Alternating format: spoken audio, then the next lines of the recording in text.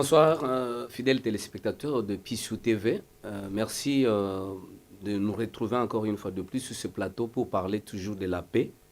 Nous parlons de la paix dans sa version purement originale, selon la Fédération pour la paix universelle. Et la paix, nous avons appris tant de choses dans la première émission où on a défini la paix comme étant un principe actif d'équilibre, d'harmonie et de coopération à tous les niveaux. Nous avons appris aussi beaucoup de choses sur la pratique du retour de paix en République démocratique du Congo. Nous avons reçu beaucoup d'éléments d'information par rapport aux activités déployées à l'échelle planétaire par la Fédération pour la paix universelle, avec des chefs d'État, avec de premières dames, de jeunes, de femmes leaders, tout ça dans l'optique de pouvoir ramener les gens autour de valeurs qui sont universelles pour concrètement définir les politiques concertées au niveau national. Parce que la paix, c'est une denrée très rare en République démocratique du Congo. Et parce que nous voulons vraiment qu'elle revienne, parce qu'elle a été quasi presque absente, nous recevons encore notre expert permanent de notre émission Chemin de la paix, le révérend Michel Foutile Dimaeko, qui est secrétaire général honoraire de la Fédération pour la paix universelle en République démocratique du Congo. Il y a beaucoup d'années déjà passées. Et actuellement, il est dans la même activité, dans les mêmes fonctions au niveau de la République de Sao Tomé et Principe, ici en Afrique. Nous le recevons aussi, on profite de son passage ici pour lui faire parler, car le patriotisme oblige, il a le cœur qui bat au niveau de la RDC, sa patrie, et il veut quand même contribuer à cette émission parce que la chaîne émet à partir d'ici. Bonsoir, révérend. Bonsoir, merci. Et nous sommes très heureux de vous recevoir encore une fois de plus dans ce deuxième numéro qui fait suite aux discussions que nous avons eues la fois passée, mais qui ont été beaucoup plus éclatées dans les questions et réponses formulées lors de la première émission, du premier numéro de l'émission Chemin de la paix. Beaucoup de gens étaient restés sur leur soif. Pourquoi? Parce que vous aviez juste beaucoup plus abordé des aspects qui sont beaucoup plus globaux. Vous avez décrit la situation du monde, vous avez décrit la vision de la FPI telle qu'elle est déclinée à travers les différentes activités. Mais la soif était qu'on n'a pas senti une proposition très concrète dans la question qui vous était posée juste vers la fin de savoir concrètement qu'est-ce que la FPI proposerait à la nation si une fois vous étiez sollicité. Suite à cela, l'idée nous est venue de parler du thème ou de la thématique que développe Madame Moon, qui est la cofondatrice de la Fédération pour la paix universelle. Dans tous les sommets, et particulièrement en Afrique, elle a parlé beaucoup plus de ces concepts ou ces idéaux qui exaltent la paix à travers l'interdépendance, la coprospérité et le partage de valeurs universelles. Alors, parce que c'est de là que nous voulons parler, c'est la thématique de ce soir, je voudrais vous faire parler directement, vous laisser la parole pour que vous puissiez nous expliquer un peu comment on peut résoudre les problèmes de la nation tels que nous avons épinglé des difficultés par-ci par-là à travers l'interdépendance, à travers la coprospérité, la prospérité mutuelle et le partage des valeurs universelles. Merci beaucoup. C'est encore un grand plaisir pour moi de participer à cette émission et apporter notre modeste contribution. Effectivement, le constat était, si vous avez expliqué que la fois passée on est resté sur la soif, ça se justifie, je suis d'accord. C'est parce que le temps est un peu limité, mais aussi le point le plus important, si on ne peut pas ressentir ça au niveau de la nation, c'est parce que au niveau de la nation aussi, il n'y a pas d'action concrète de la FPI. Vous avez bien soulevé qu'ailleurs où la FPI s'implante, là où la FPI agit, ce n'est pas enfin qu'il est en consultation à l'ECOSOC. Parce qu'à l'ECOSOC, si vous n'apportez pas de contribution palpable, ben on vous retire le mandat. C'est autant de fois qu'on a révélé au niveau de la FPI. Mais comme j'avais dit, au niveau de la nation, on ne peut pas sentir l'impact dans les vides. Il faut que les acteurs nationaux s'impliquent dans ce que la FPI fait. C'est pourquoi j'ai soulevé tout à l'heure, il y a d'abord la direction nationale qui doit préparer et contacter les responsables. Et les responsables doivent s'impliquer. Je reviens une petite parenthèse, fait que autant de fois, comme vous l'avez soulevé, beaucoup de fois j'étais avec les ambassadeurs pour la paix de la RDC en Corée, dans plusieurs conférences. Le constat que l'intérêt est moindre. C'est pourquoi j'ai parlé beaucoup sur la citoyenneté. Quand ils doivent voyager, c'est pour la nation. c'est pour la patrie. C'est pas pour aller se reposer. Non? Pas seulement se reposer, mais pour acheter des téléphones. Donc, et quand ils reviennent, il faut une restitution. Il faut ce devoir patriotique. On va pour la nation, on revient, on fait une restitution. Alors, maintenant, dans ce que vous posez maintenant sur le problème d'interdépendance, parce que c'est d'actualité aujourd'hui. Oui. Mais en réalité, le problème n'est pas vieux. Il n'est pas aussi nouveau. Vous savez, nous parlons toujours de l'universalité parce qu'il y a un principe.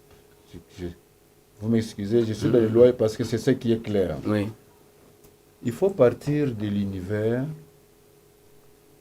comprendre, vous revenez au niveau national et vous repartez vers l'univers. Ça signifie qu'il ne faut pas appliquer les choses parce que vous êtes dans la nation. Vous risquez d'appliquer des choses qui sont purement nationales, mais qui ne vont pas correspondre quand vous sortez. Nous sommes dans ce qu'on appelle l'interplanétaire, le village global, la mondialisation. Mais ces trois facteurs-là marchent. Mais je vais vous rappeler d'abord, je vais être beaucoup plus pratique peut-être et je pourrais répondre clairement à la préoccupation de ceux qui nous suivent. L'écrivain André Malraux avait expliqué, avait posé une question de savoir si le XXIe siècle sera religieux. Pourquoi il pose la question? C'est parce qu'il voit l'effort que l'homme fait. La robotique. Maintenant, vous avez l'intelligence artificielle, l'Internet, la conquête de l'espace, la médecine. Avec tous ces progrès que l'homme fait, il s'est posé la question, est-ce qu'on n'aura plus besoin d'autre chose de la religion? Parce que l'homme résout les problèmes. Mais nous sommes déjà au quart de ce XXIe siècle. L'année prochaine, nous sommes déjà au quart. Dans votre dernière émission, vous êtes venus. Et plus nous avançons, plus le problème s'amplifie. Oui. En ce cas, il est connu de tous que l'homme au centre n'a pas résolu les problèmes. Aujourd'hui, si on demandait quels sont devenus les OMD, objectifs du millénaire pour le développement, remplacés par les ODD, le bilan, ceux qui sont modérés vont dire qu'il est mitigé, mais ceux qui sont clairs disent que le bilan est négatif. Pourquoi? L'homme est arrivé à ses limites. L'homme a des limites. Et d'où viennent ces limites? C'est ce que je voudrais expliquer. Lorsqu'on parle aujourd'hui, nous allons vers l'interdépendance, la prospérité mutuelle, vous avez dit, ainsi que les valeurs absolues. Je vais renverser mon explication. Je vais commencer par les valeurs absolues. Et je crois que dans l'émission précédente, nous avons soulevé ça. Pourquoi est-ce que les personnes, les êtres humains, pour arriver à ce qui est global, ont besoin de l'universalité? Ça signifie tout part de l'univers, et l'univers est tout. L'univers est régi par des normes, et même la définition de la paix correspond avec l'univers. L'univers est en harmonie. Tous les éléments de l'univers sont interconnectés. Et chaque élément dans l'univers joue son rôle.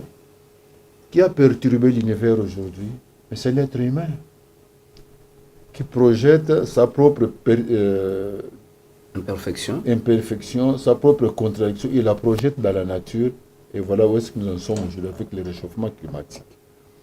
Donc, lorsque nous parlons de l'universalité, qu'est-ce qui est universel pour tous les êtres humains? C'est d'être bon. Cette valeur, vous soyez homme, femme, vous priez, vous êtes athée, animiste, tout le monde veut être bon. C'est une vérité universelle réclamée par tous les êtres humains et désirée par tous les êtres humains. Et lorsque les êtres humains sont bons, il y a un cadre spécifique où la bonté va se manifester, c'est l'animation de la famille. On a besoin d'une famille éthique. Et quand vous regardez, c'est pourquoi au niveau des citoyens, et tous ces éléments que j'avais montrés de la citoyenneté, des citoyens du pays, ce sont des personnes qui sont bonnes. Oui. Ce sont des personnes qui ont des valeurs éthiques. Et la plus grande entité de l'éthicité, c'est la famille. Oui. Donc, pour que ce monde trouve des solutions aux problèmes, nous avons besoin d'une société éthique. Ce n'est pas l'intelligence, c'est un problème d'éthique. Éthique. Et en RDC, je crois qu'on peut plus soulever cet argument de manque d'intellectuels. Quand bien même on a voulu dire qu'à l'indépendance, il n'y avait pas autant d'intellectuels, aujourd'hui, c'est la pléthore. Et avec le constat malheureux que ceux qui n'ont pas étudié accusent ceux qui ont étudié, c'est à cause de vous, avec ce long français, que le pays ne marche pas. Et j'écoutais même quelqu'un ironiser qu'au prochain mandat, dans plusieurs mandats qui viendront, on peut voter quelqu'un qui parle le mauvais français, mais pourvu qu'il travaille bien. Donc, dans le monde nouveau, on a besoin de personnes qui sont bonnes. Il faut être bon. Et même au niveau familial, les parents demandent pas si l'enfant est beau ou est vilain. On voit si ce que l'enfant fait est bon ou mauvais. Ce qui est bon, on encourage. Ce qui n'est pas bon, on décourage. Et ça, c'est universel. Nous faisons l'effort d'être bons, tous.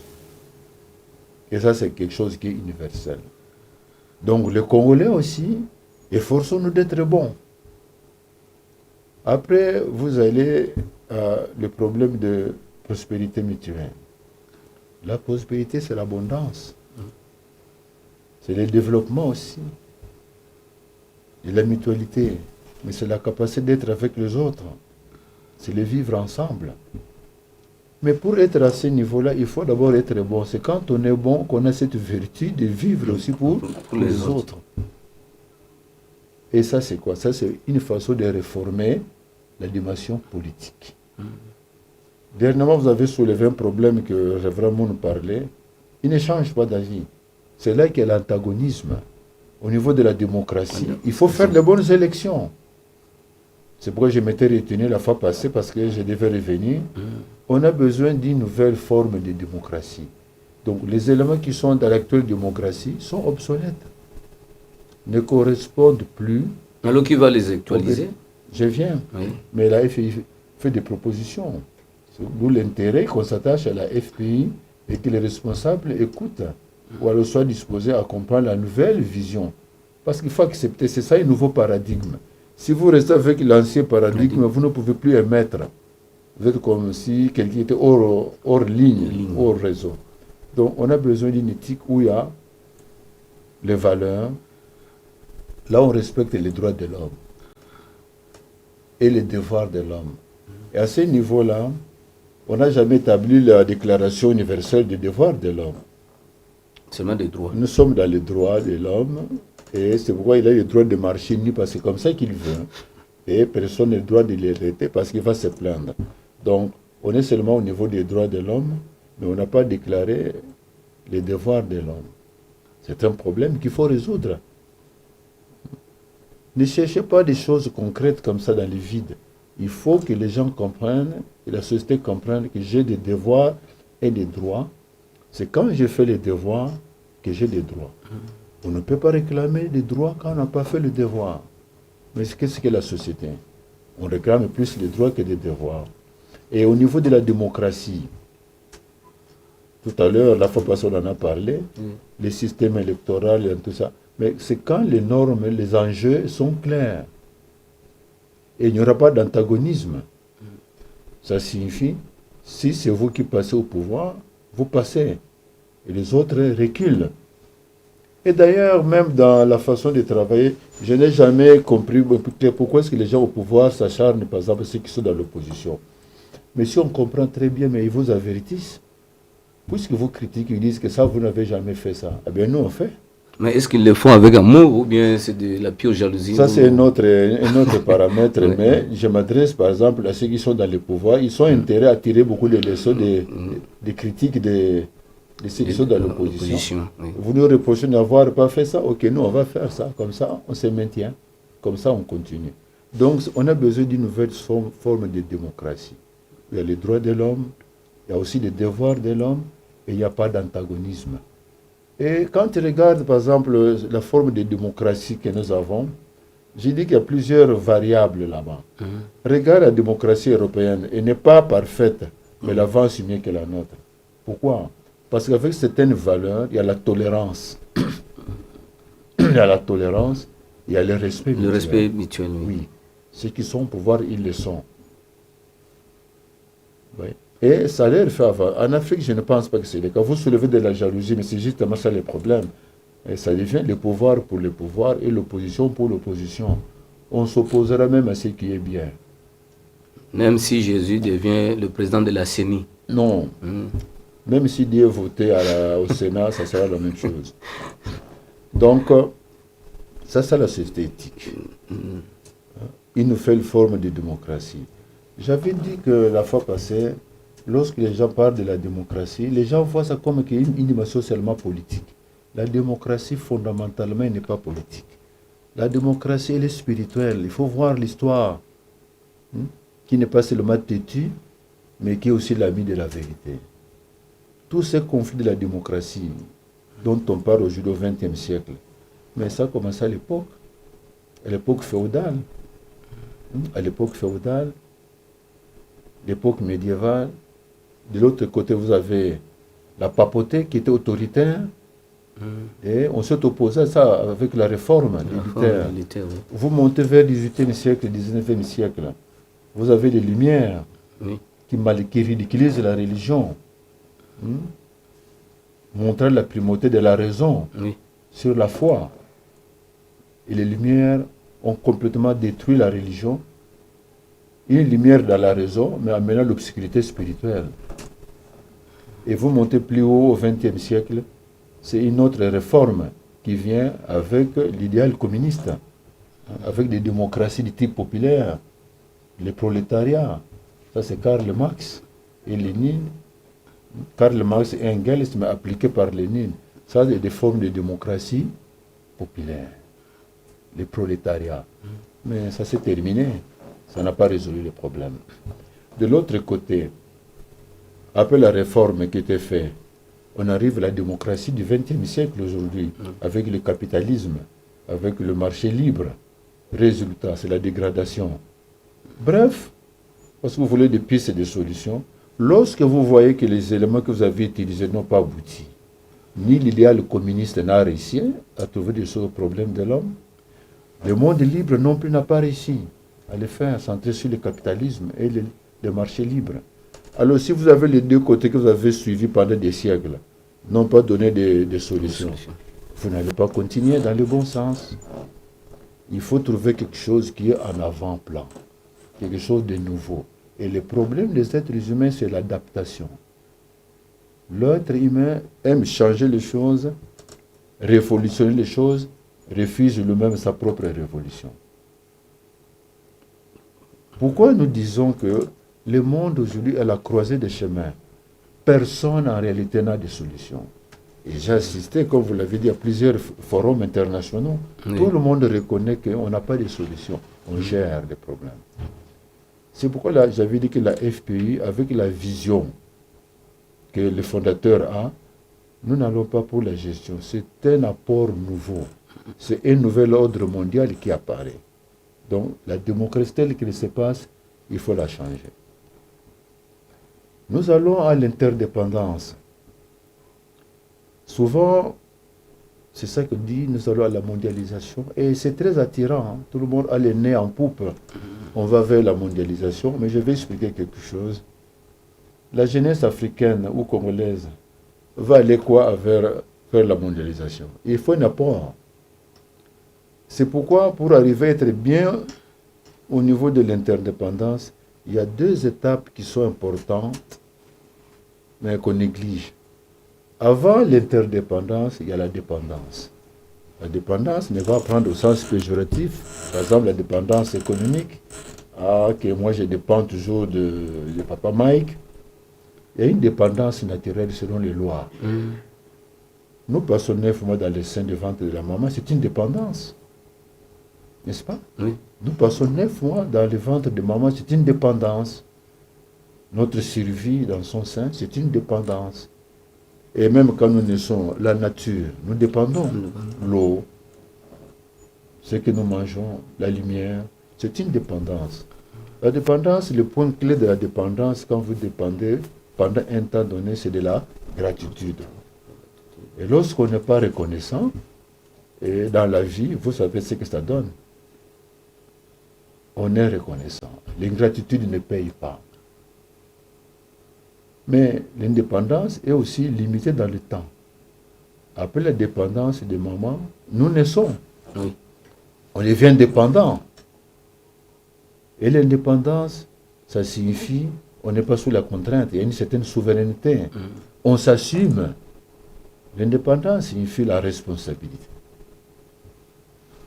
Je me souviens de l'histoire de notre pays, quand nous écoutons ce qu'on explique, l'indépendance signifie le flamand parti, fini l'impôt, fini la bastonnade.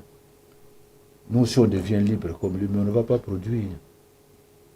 Mauvaise notion. Vous voulez être indépendant, c'est-à-dire vous voulez être responsable. Mais souvent, on n'est pas suffisamment responsable. Je vais être clair dans un exemple. On fait des dettes. Nous contractons des dettes. Ou bien on nous donne de l'aide, du soutien. Et quand les personnes qui ont donné l'argent viennent pour les contrôles, on dit non, nous sommes souverains. Il ne faut pas nous contrôler. Si vous voulez être souverain, il ne faut pas demander. Il ne faut pas demander à autrui. Sinon, celui qui donne a le droit de venir contrôler sur ce qu'il a donné. Il faut être responsable. Et depuis que nous avons eu l'indépendance, il faut maintenant préciser notre degré de responsabilité. Et vous arrivez maintenant au niveau 3, l'interdépendance, c'est ça les relations entre les autres. Qu'est-ce que vous apportez? Parce que la mondialisation ne veut pas dire qu'on va disparaître. Non, on amène un apport. Et cet apport-là, c'est ce que vous faites au niveau de la responsabilité. Vous produisez. Et le monde, dans sa complexité, personne n'a tout. Vous avez les riz, eh bien moi j'ai l'huile.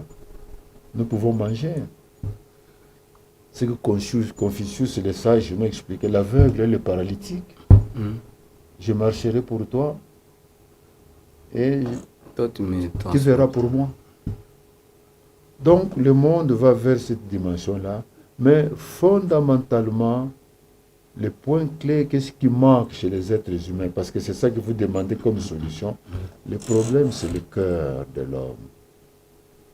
Toutes ces choses ne peuvent pas marcher si le cœur de l'homme n'est pas fondamentalement bon. Et c'est là que le bas blesse. Or, cette dimension-là, ni la politique, ni l'économie ne l'expliquent. Cette dimension du cœur de l'homme, des vertus morales, c'est le rôle de l'Église. Et l'Église aujourd'hui, quand vous regardez l'histoire, c'est elle qui a pu se compliquer les choses. Les plus grandes guerres de l'histoire ne sont pas des guerres politiques. Ce sont des guerres de religion. Et regardez la religion aujourd'hui. Donc, il faudra un monde global qui va mettre fin aussi aux conflits religieux. Les croyances, ce sont les dogmes, ce sont les doctrines. Et chacun se cramponne à ce qu'il croit être vrai. J'avais déjà soulevé ça la fois passée en expliquant sur les problèmes des gens de la tribu.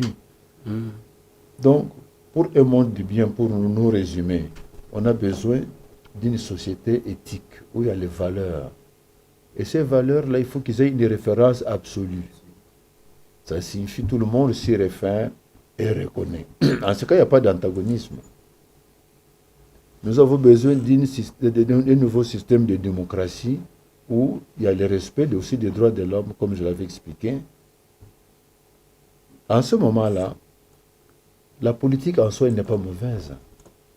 Le problème de la politique, si c'est l'art de gouverner et de prévoir, il faut diriger les gens tels que le Créateur le veut. Mais des principes comme tout pouvoir vient de Dieu, à condition que vous fassiez ce que Dieu veut.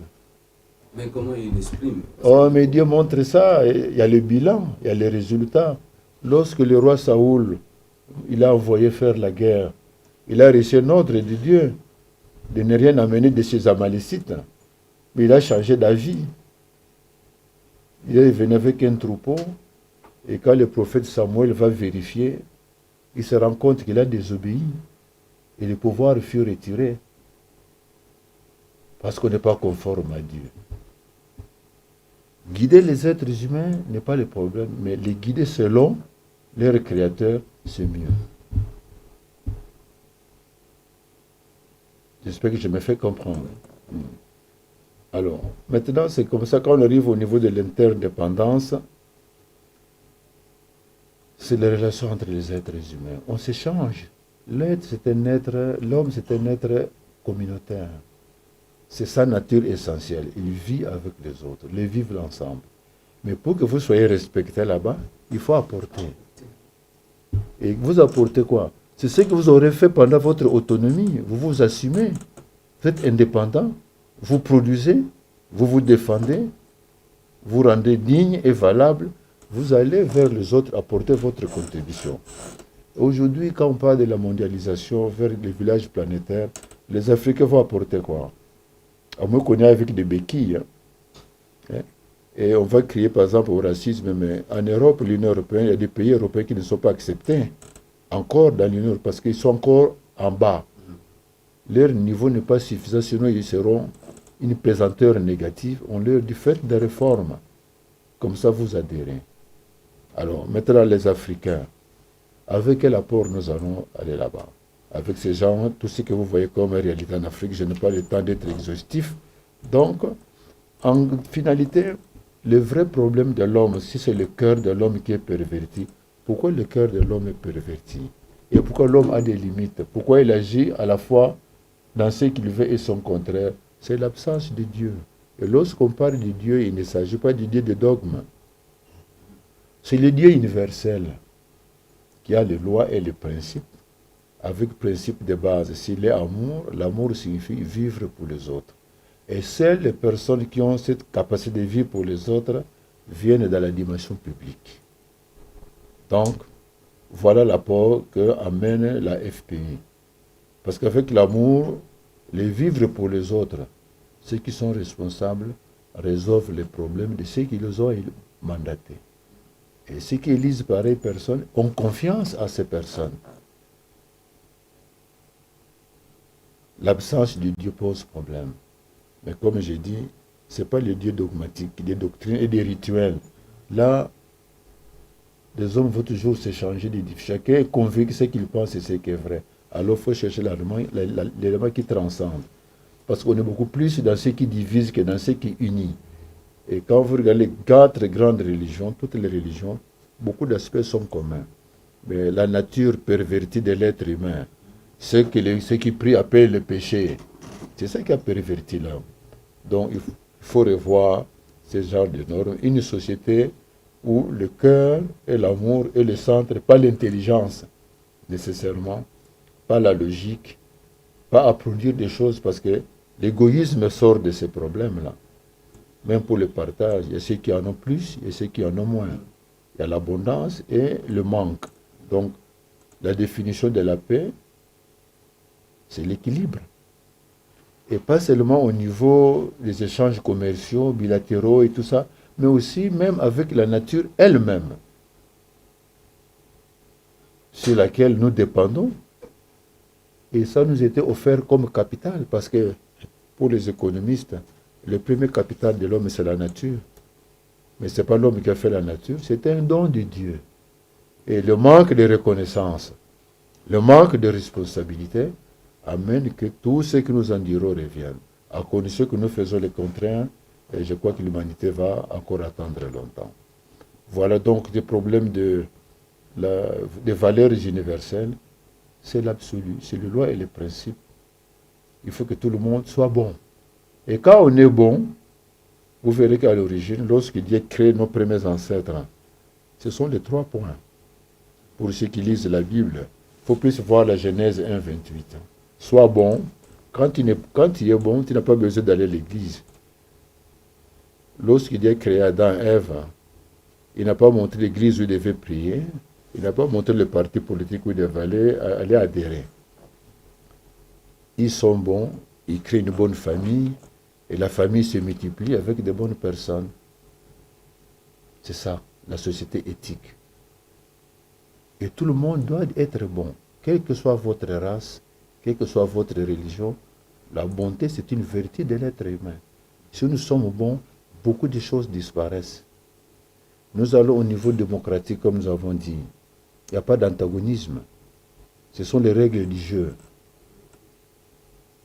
Et Ce sont les citoyens qui doivent être élus et les électeurs qui sont bons citoyens élisent les bons citoyens. La nation avance et nous sommes dans le monde planétaire. Nous échangeons avec les autres, mais il faut un apport. Donc, gratitude, responsabilité, apporter et avoir le bon cœur. Quand on dit bon cœur, ce n'est pas le vide, hein. C'est vivre pour les autres. On doit le voir dans les œuvres que nous faisons, dans leur accomplissement physique.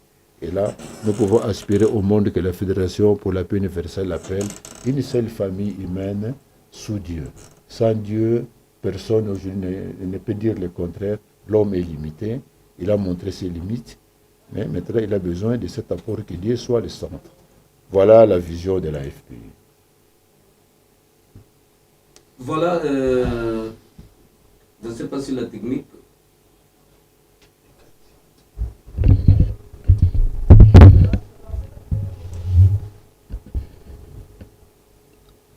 Voilà, nous venons là de recevoir les éléments de la part du révérend Foutile sur ces concepts de l'interdépendance, de la coprospérité et de partage de valeurs universelles. Je pense que pour le cas typique de la République démocratique du Congo, bon, ils ont voulu beaucoup plus l'indépendance. Est-ce que la dépendance, c'est elle est mal structurée? Est-ce qu'on pense que tout ce qu'on nous donne de l'extérieur, ce que nous attendons des autres, c'est une manne très mal irriguée qui ne tombe pas seulement sur nous? Et on sent qu'après avoir eu l'indépendance, il y a encore beaucoup de choses dont nous avons encore besoin d'apprendre. Est-ce que la dépendance a été bien comprise? Est-ce que l'indépendance a été bien négociée? Et aujourd'hui, Mme Moon, à travers la Fédération pour la paix universelle, dans ce que nous venons d'écouter de la part du révérend Foutile, parle beaucoup plus de l'interdépendance parce que depuis 60, la plupart des nations en Afrique ont reçu leurs indépendances. En quelque sorte, mais cette indépendance, elle était un peu mal structurée parce qu'on se rend compte que 60 ans après, pour notre pays, est-ce que nous avons produit le vivre ensemble politique? Est-ce que nous avons produit le vivre ensemble économique? Est-ce que nous avons produit le vivre ensemble social? Parce qu'on est encore incapable de pouvoir trouver la mode de gouvernance qui s'adapte à nos mentalités, parce que à l'Africain, nous avons aussi l'arbre de palabre, la manière de régler nos problèmes. L'économie aujourd'hui, vous avez épinglé dans notre première émission que pratiquement, quand vous regardez le cas de la République démocratique du Congo, le système financier, le secteur économique est contrôlé par les étrangers. Et comment vous allez fléchir la tendance? Vous allez dans les médias, aujourd'hui les médias qui sont censés être des véhicules de vraies valeurs, mais les médias sont devenus aujourd'hui des véhicules de valeurs dénaturées. Et aujourd'hui, on est plongé dans cet impératif commercial où, à cause de l'argent, on peut sacrifier l'information sur l'autel des intérêts commerciaux. Et il y a tous ces problèmes-là. Voilà pourquoi, dans la Fédération pour la paix universelle, le révérend Moon et sa chère épouse ont créé des sections. Ils ont créé des sections pour les parlementaires, pour les médias aussi, pour que le média puisse jouer leur rôle de catalyseur pour les clients d'une société beaucoup plus pacifique, beaucoup plus équilibrée. Alors, je vais demander au révérend Foutila de pouvoir, je ne dis pas que c'est la fin du monde, ce n'est qu'une partie remise parce que nous allons continuer, bien sûr, quand il sera loin, à travailler dans la dimension virtuelle pour recevoir aussi des éclairages venant de lui. Mais pour l'instant, je vais vous demander de placer un dernier mot, un message que vous allez adresser à la population. Merci beaucoup. D'abord, c'est vous remercier de m'avoir invité, donner l'occasion de m'exprimer, apporter ma modeste contribution. Et je vais encore vous paraphraser que lorsqu'on exprime parfois de nouvelles idées, ça révolte. Quelque part, parfois, ça révolte, ça blesse. Mais quand on est blessé, on ne meurt pas. Quand on est blessé, on peut être guéri en se faisant soigner. Donc, c'est des choses que nous avons expliquées, qui peuvent peut-être blesser ou avoir un avis différent. Non, un peu de la tolérance. Ou alors, peut-être, il faudrait que nous exprimions encore beaucoup plus clairement, beaucoup plus profondément dans ce que nous voulons dire. Et je crois qu'au bout du compte, nous finirons tous par marcher ensemble. Donc, merci pour l'opportunité. Mes encouragements à l'émission. J'ai dit que c'est une chaîne qui parle de la paix. La paix, il faut être réaliste, elle est loin à regarder ce que le monde est aujourd'hui, mais il faut continuer à espérer, il faut qu'il y ait de bonnes volontés. Et à votre chaîne, je souhaite bonne chance, mais vous avez besoin d'un contenu réel pour vous aider à véhiculer ce message de la véritable paix. Et si ce n'est pas vous-même, au niveau de la mutualité aussi, de l'interdépendance, il faut qu'il y ait des personnes qui vous soutiennent. Comme ça, le but sera atteint dans l'intérêt général de tous. Je vous remercie. Merci beaucoup. Merci beaucoup, Michel Foutier-Dimayoko, pour cet apport considérable que vous venez de porter à ces 2 premiers numéros de cette émission Chemin de la Paix pour cette nouvelle année 2024. Nous pensons aussi que cette émission fera aussi énormément plaisir à tous les membres qui se trouvent dans la République de Sao Tomé, qui suivront peut-être cette émission à travers notre chaîne digitale. Et pourquoi pas tous ceux qui sont éparpillés dans les 42 nations où la Fédération pour la paix universelle est implantée, bien sûr avec d'autres organisations. Et là, nous lançons à tous les ambassadeurs pour la paix, surtout de l'espace RD congolais, que cette émission vous appartient. La porte n'est pas fermée, vous pouvez aussi venir vous exprimer. Et je demande aussi à l'équipe dirigeante de la Fédération pour la paix universelle, RDC, de pouvoir aussi venir aussi s'exprimer ici pour éclairer l'opinion sur des questions qui nous tenaillent vraiment au quotidien. Un grand merci à l'équipe technique qui nous a aidés à arriver jusqu'ici. Je salue la présence de nos filles qui sont très permanentes dans la formation. Et ils apprennent parce que dans la formation, c'est un effort d'éducation organisé autour des nouveaux domaines. Elles sont là, il y a Anshin, il y a Guyane qui sont là. Et beaucoup d'autres qui se retrouveront à travers cette émission ici. Veuillez nous contacter dans notre numéro de téléphone ou nous écrire carrément dans la boîte email amani2027vision@gmail.com. On se quitte en vous espérant prochainement en bonne santé et on se retrouve dans un nouveau numéro de votre émission Chemin de la Paix. Au revoir.